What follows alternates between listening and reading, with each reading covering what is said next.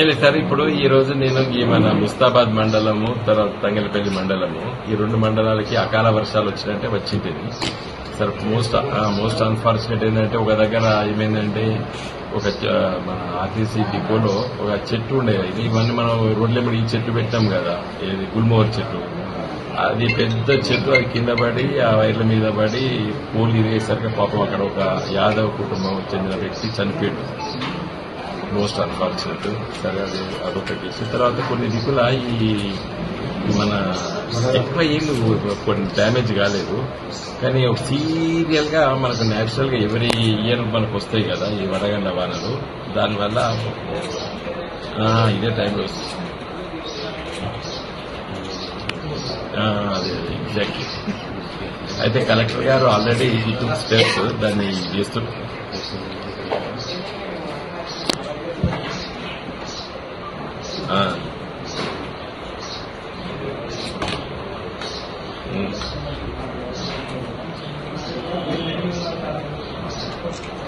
అదే అదే అదే మనకు ఐడియా ఉంది. అదే అదే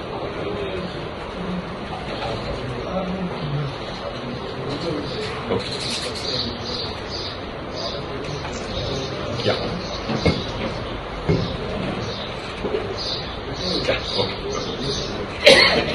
మళ్ళీ తర్వాత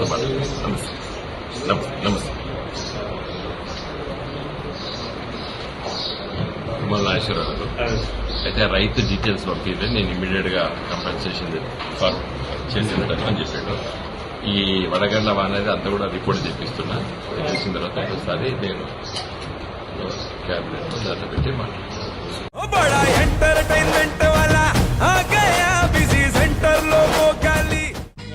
సక్కు సక్కేంద్ర సక్కు సక్కు బాయ్ బాయ్ బాయ్ బాయేంద్ర బార్కవ్ బాయ్ బాయ్. గిరాకొచ్చే టైం ఏంది? కస్టమర్లు వస్తున్నాడు, రేటు కలిపి కస్టమర్లు వస్తున్నారు కదా, మాత్రం పొగరు ఉంటది. మరి తగ్గించేద్దాం పొగర్ని. డబ్బులు కట్టేస్తావేంటి కొంప తీసి? లేదు, కస్టమర్లు ఆపేద్దాం. పదా మరి మన బిజినెస్ స్టార్ట్ చేద్దాం.